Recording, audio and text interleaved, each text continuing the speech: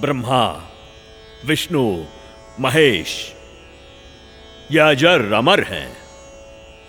उनकी कभी जन्म या मृत्यु नहीं होती। वहीं तो सृष्टि के रचनहार हैं। उनका कभी विनाश नहीं होता। वो ही जगत के पालनहार हैं। वास्तव में परमात्मा तो निराकार है। यदि आप अपने जीवन में सुख प्राप्ति चाहते हो तो एकादशी का व्रत कीजिए, श्राद्ध निकालिए। जो श्रद्धालु लोग इस जन्म में दुख भोगते हैं वो उनके पिछले जन्मों के कर्मों का फल है, और पिछले जन्मों के कर्म फल को भगवानों को भी भोगना पड़ता है। तो फिर आम जीव की क्या औकात है? अगर परमात्मा की प्राप्ति चाहते हो तो हमारे साथ बोलिए, हरे राम राम राम हरे हरे, हरे राम राम राम हरे हरे, हरे कृष्णा कृष्णा कृष्णा हरे हरे, हरे कृष्णा कृष्णा कृष्णा हरे हरे।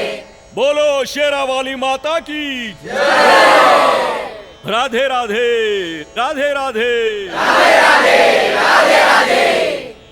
भक्तों, यदि आप में से किसी के भी मन में कोई भी आशंका हो, कोई भी प्रश्न हो तो निसंकोच पूछिएगा। महात्मा जी, आप ये भोली भाली जनता को क्यों गुमराह कर रहे हो? अरे दुष्ट लड़की, तेरा ये बोलने का दुस्साहस कैसे हुआ? तेरे पास क्या आधार है कि मैं जनता को गुमराह करता हूँ? लगता है ये हिंदू विरोधी है। ए चल नीचे बैठ।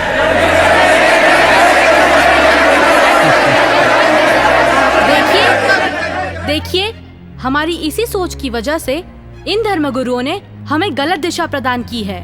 मैं भी हिंदू धर्म की हूँ और मैं अपने धर्म को श्रेष्ठ मानती हूँ। दरअसल पाखंड केवल हिंदू धर्म में ही नहीं बल्कि मुस्लिम धर्म तथा अन्य धर्मों पर भी चरम सीमा पर है। लेकिन ये हिंदू धर्म की आड़ में नकली संत अपना मनमाना आचरण करके शास्त्रों के विरुद्ध ज्ञान दे रहे हैं, और यही कारण है कि भक्ति करने वाले भक्त को वो लाभ नहीं मिले जो मीराबाई को मिला है, ध्रुव प्रहलाद को मिला है, नानक जी को मिला है। मैं किसी का विरोध नहीं कर रही। मैंने खुद अपने शास्त्रों को पढ़ा है और मेरे मन में भी कुछ प्रश्न हैं। लेकिन दुर्भाग्यवश हमारे समाज में अपने धर्म को, अपने शास्त्रों को, अपने परमात्मा को जानने की कोशिश करता है तो उसे आप जैसे भोले श्रद्धालु धर्म विरोधी समझने लगते हैं। पर आज मैं जो आप सभी को सच्चाई बताने जा रही हूँ, जो शायद आपने पहले कभी नहीं सुनी होगी।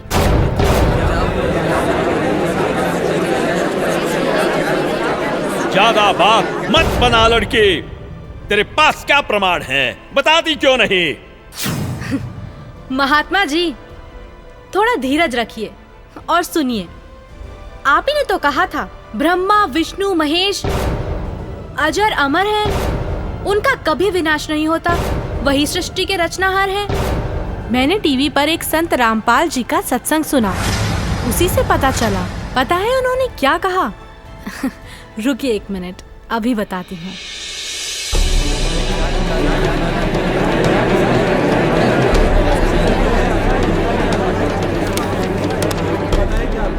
श्रीमद् देवी भागवत पुराण, जिसके तीसरा स्कंद अध्याय 5 पृष्ठ 123 पर लिखा है कि मैं विष्णु, ब्रह्मा तथा शंकर तुम्हारी कृपा से विद्यमान हैं। हमारा तो आविर्भाव, जन्म तथा तिरोभाव मृत्यु होती है। हम नित्य अविनाशी नहीं हैं। श्रीमद् भागवत महापुराण तीसरा स्कंद अध्याय 4 पृष्ठ 10 श्लोक 42 पर लिखा है, हे मात ब्रह्मा, मैं तथा शिव तुम्हारे ही प्रभाव से जन्मवान हैं, नित्य नहीं है, अर्थात हम अविनाशी नहीं हैं। ये श्रीमद् देवी भागवत देखिएगा, सचित्र मोटा टाइप हिंदी, गीता प्रेस गोरखपुर से प्रकाशित है और परमात्मा चाहने वाले हिंदुओं के घरों पर लगभग रखी पाओगी। ये है संक्षिप्त श्रीमद् देवी भागवत सचित्र मोटा टाइप, केवल हिंदी। प्रकाशक हैं हनुमान प्रसाद पोदार, चमनलाल गोस्वामी, और गीता प्रेस गोरखपुर से प्रकाशित है। 123 पृष्ठ, तीसरा स्कंद,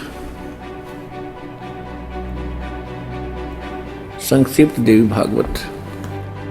तुम शुद्ध स्वरूपा हो, यह सारा संसार तुम ही से उद्भासित हो रहा है। मैं ब्रह्मा और शंकर हम सभी तुम्हारी कृपा से विद्यमान हैं। हमारा आविर्भाव माने जन्म, तिरोभाव माने मृत्यु हुआ करता है। हमारा तो जन्म मृत्यु होता है, केवल तुम ही नित्य हो, जगत जननी हो, प्रकृति और सनातनी देवी हो। अब ये क्या सिद्ध हो गया इस थोड़ी सी पंक्तियों में? ब्रह्मा विष्णु महेश की जन्म मृत्यु होती है। तो बताओ महाराज जी, अब आपके पास क्या जवाब है? आप ही ने तो कहा परमात्मा निराकार है। हाँ, तो गलत क्या कहा? परमात्मा तो निराकार ही है, और यही हमारे वेद शास्त्र कहते हैं। महात्मा जी, आप बिल्कुल झूठ बोल रहे हैं। शास्त्रों में कहीं नहीं लिखा कि परमात्मा निराकार है।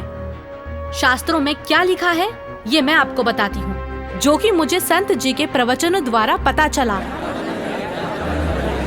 अब ऋग्वेद मंडल नंबर 9 सूक्त 82 में कति कंसेप्ट क्लियर हो जाएगा। ऋग्वेद मंडल नंबर 9 सूक्त 82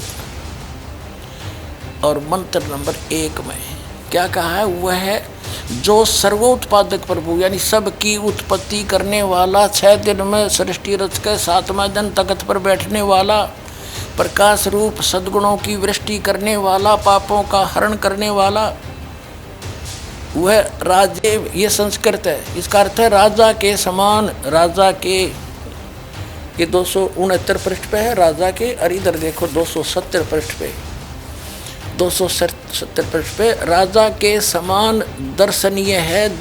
देखने में राजा के समान है, तख्त पर विराजमान है, सिर पर मुकुट है उसके, और वह पृथ्वी आदि लोकांतरों के चारों ओर शब्दमान हो रहा है। वह वर्णीय पुरुष को, अच्छी आत्मा को, जो दृढ़ भक्त है उसको पवित्र करता हुआ प्राप्त होता है। कैसे?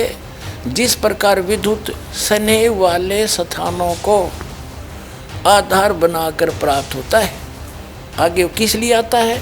उद्देश्य क्या होता है आने का? हे परमात्मन, उपदेश करने की इच्छा से, तत्व ज्ञान, यथार्थ ज्ञान बताने की इच्छा से आप महापुरुषों को प्राप्त होते हो, नीचे आकर के गति करके आते हो, और आप अत्यंत गतिशील पदार्थ के समान हमारे आध्यात्मिक यज्ञ को यानी हमारे धार्मिक अनुष्ठानों को प्राप्त होते हैं। आप कबीर देव हैं, आप अल्लाहु अकबर हैं, शुद्ध स्वरूप हैं, आप पाक हैं, पवित्र हैं। हमारे पापों को दूर करके हे अमर परमात्मा सोम आप हमको सुख दे। हो गया सिद्ध। शास्त्रों में लिखा है, यजुर्वेद अध्याय 5 मंत्र 1, 6, 8, यजुर्वेद अध्याय 1 मंत्र 15, यजुर्वेद अध्याय 7 मंत्र 39, ऋग्वेद मंडल 1 सूक्त 31 मंत्र 17, ऋग्वेद मंडल 9 सूक्त 86 मंत्र 26, 27, ऋग्वेद मंडल 9 सूक्त 82 मंत्र 1 से 3।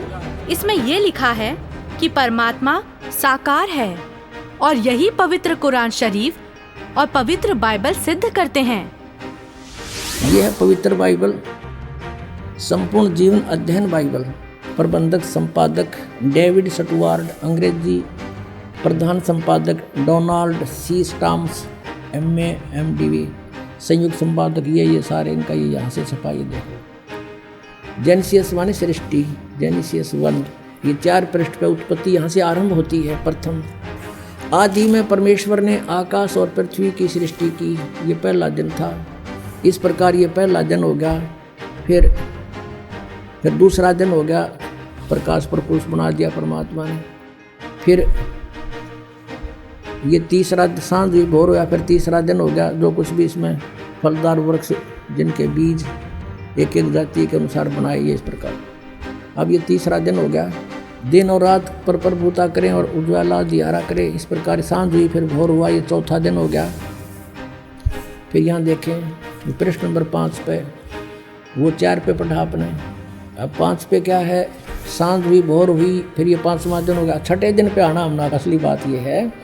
फिर परमेश्वर ने कहा मनुष्य को हम अपने स्वरूप के अनुसार अपनी समानता में बनाएं, और वे समुद्र की मछलियों और आकाश के पक्षियों और घरेलू पशुओं और सारी पृथ्वी पर और सब रेंगने वाले जंतुओं पर जो पृथ्वी पर रेंगते हैं अधिकार रखें, यानी उनसे समझदार हों। तब परमेश्वर ने मनुष्य को अपने स्वरूप के अनुसार उत्पन्न किया। अपने ही स्वरूप के अनुसार परमेश्वर ने उसको उत्पन्न किया, और नर और नारी करके उसने मनुष्यों की सृष्टि की। तो परमात्मा किसा होया, मनुष्य जैसा, नर जैसा। अंडरस्टूड हो गया। अब पवित्र बाइबल ने स्पष्ट कर दिया कि परमात्मा मनुष्य जैसा है, उसने अपने जैसे रूप में मनुष्य को बनाया, नर नारी करके उत्पन्न किया। अब कुरान शरीफ दिखाते हैं आपको, देख कुरान शरीफ शास्त्रीय अरबी पद्धति पर नागरी लिपि में रूपांतरकार हैं नंद कुमार अवस्थी, शेरवानी संस्करण। ये कहाँ से छपी है?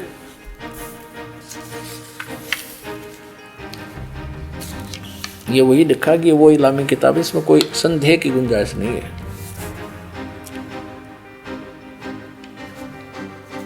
शेरवानी संस्करण, प्रकाशक है लखनऊ किताब घर, मौसम बाग, सीतापुर रोड, लखनऊ। हम यहाँ पढ़ेंगे, हिंदी पढ़ेंगे। सूरत फुरकानी 25/607 पृष्ठ पर यहाँ देखिए 59 नंबर आयत में, सूरत फुरकानी 25 में, जिसने आसमान और ज़मीन और जो कुछ उनके बीच में है सबको 6 दिन में पैदा किया और फिर तख्त पर जा विराजा। अब इससे सिद्ध हो गया कि दोनों पवित्र सदग्रंथों ने रल मिलकर ये सिद्ध कर दिया कि परमात्मा मनुष्य जैसे शरीर युक्त है, मनुष्य जैसा साकार है। महात्मा जी, आपने ये भी झूठ कहा है कि श्राद्ध निकालने, व्रत करने से सुख और मुक्ति मिलती है, जबकि संत जी के प्रवचनों से सुना है कि गीता अध्याय 9 के श्लोक 25 में कहा है, पितरों को पूजने वाले पितरों को प्राप्त होते हैं, भूतों को पूजने वाले, पिंड दान करने वाले भूतों को प्राप्त होते हैं, अर्थात भूत बन जाते हैं। गीता अध्याय 6 श्लोक 16 में लिखा है कि हे अर्जुन, ये योग ना तो अधिक खाने वाले का, ना बिल्कुल ना खाने वाले का, ना अधिक जागने वाले का, ना अधिक शयन करने वाले का, और ना ही एक स्थान पर बैठकर साधना करने वाले का सिद्ध होता है। गीता अध्याय 16 श्लोक 23-24 में कहा है कि शास्त्र विधि को त्याग कर जो साधक मनमाना आचरण करते हैं, उनको ना तो कोई सुख होता है, ना कोई सिद्धि प्राप्त होती है, तथा ना उनकी गति अर्थात मोक्ष होता है। अरे क्या चल क्या रहा है इस लड़की का? अरे कोई तो रोको उसे। ये लड़की सही बोल रही है।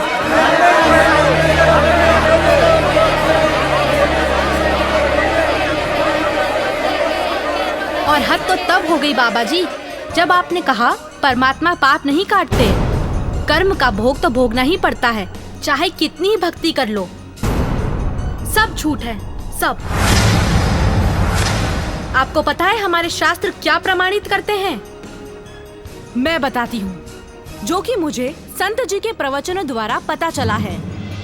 ऋग्वेद मंडल 10 सूक्त 161 मंत्र 2, 5 सूक्त 162 मंत्र 5, सूक्त 163 मंत्र 1 से 3 में लिखा है कि परमात्मा जो चाहे वो कर सकता है, प्रत्येक प्रकार के रोग कष्ट को नष्ट कर सकता है, और यदि कोई मृत्यु के भी निकट पहुंच जाता है तो उसे 100 वर्ष की आयु प्रदान कर सकते हैं।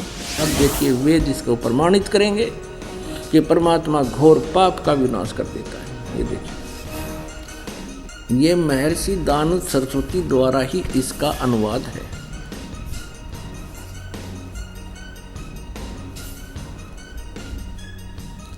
प्रकाशक हैं सार्वदेशिक आर्य प्रतिनिधि सभा 2/5 महर्षि दानव भवन, रामलीला मैदान, नई दिल्ली से। यजुर्वेद आर्य भाषा भाष्य संपूर्ण 40 अध्याय महर्षि दानंद सरस्वती कृत यानी दानंद जी के द्वारा इनका अनुवाद है। मुद्रक है Prince offset printers 1510 Pataudi house Daryaganj नई दिल्ली से। अब देखिएगा यजुर्वेद के 8वें अध्याय का 13वां मंत्र स्पष्ट करेगा। ये 8वां अध्याय और 241 पृष्ठ पे 8वें अध्याय का 13वां श्लोक। इसमें क्या लिखा है कि देव कर्तस्य एनस्य अवजनमसि, मनुष्य कर्तस्य एनस्य अवजनमसि, पितृ कर्तस्य एनस्य अवजनमसि, आत्म कर्तस्य एनस्य अवजनमसि। एनस्य एनस्य घोर, एनस्य एनस्य माने अपराध के अपराध यानी घोर पाप के भी। अब आपको इसका यहाँ दिखाते हैं 242 पृष्ठ पर इन्हीं का अनुवाद किया हुआ। ये 242 पृष्ठ पे। हे सबके उपकार करने वाले मित्र आप। अब यहाँ इसने मित्र शब्द प्रयोग कर लिया, यहाँ परमेश्वर ना लिखा, क्योंकि इसको पता था वेदों को पढ़ने वाला मुझ पर पूरा विश्वास करेगा, और मैंने यहाँ लिख दिया मित्र, तो वो ये समझेगा कि मित्र के बारे में लिखा है, भगवान के बारे में नहीं, इसलिए इसको पढ़ पढ़ा कर आगे चल पड़ेगा। आप दान देने वाले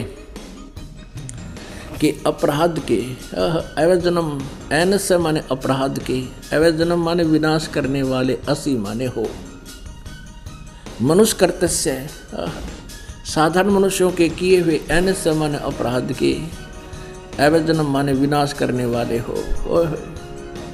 पितृ कर्तव्य से पिता के किए हुए, एनस्य माने अपराध, ये अपराध ही लिखना चाहिए था, विरोधाभास में लिखा है। अच्छी प्रकार हरने वाले हो, नाश करने वाले हो। अपने किए हुए, एनस्य माने पाप के, एनस्य कहो, एनस्य का अर्थ पाप कहो, एनस्य माने अपराध कहो।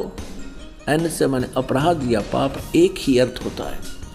एनस्य माने पाप के दूर करने वाले, अवजनम माने नाश करने वाले, अवजनम विनाश करने वाले हो, अवजनम माने विनाश करने वाले हो।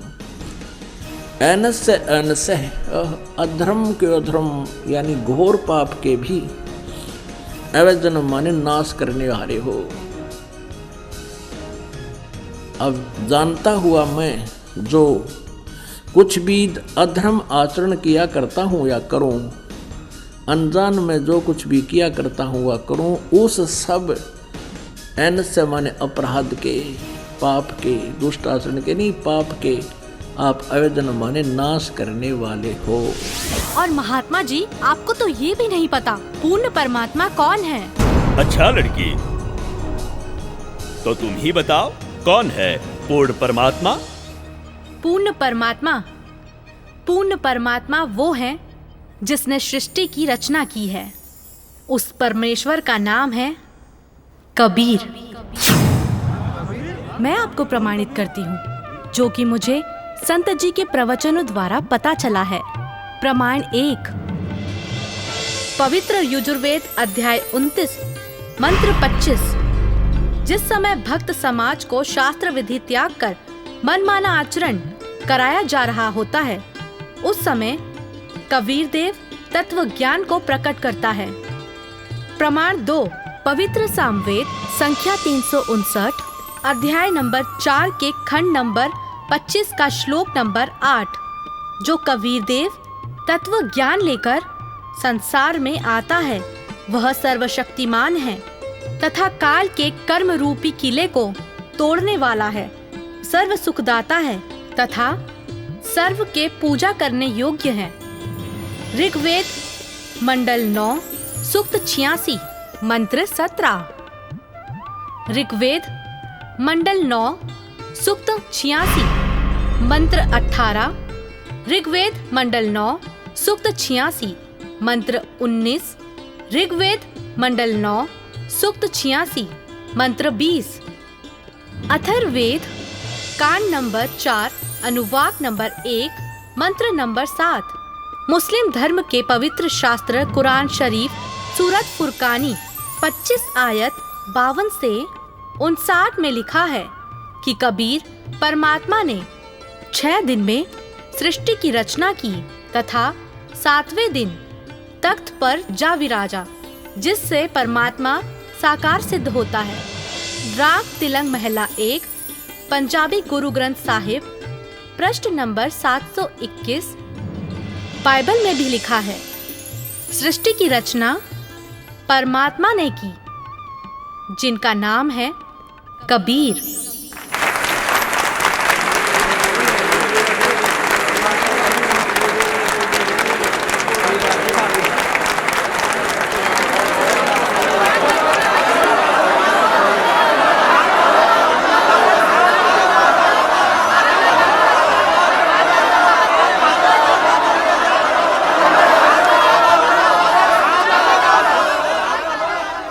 बहन, माफ करना, मुझसे गलती हो गई। असल में हिंदू विरोधी तो ये नकली संत है जो हमें शास्त्रों के विरुद्ध भक्ति बता रहा है। आपने तो हमारी आंखें खोल दी। बहुत बहुत धन्यवाद आपका। धन्यवाद तो संत रामपाल जी महाराज का कीजिए, जिन्होंने इस अनमोल ज्ञान को भक्त समाज को समझाया है।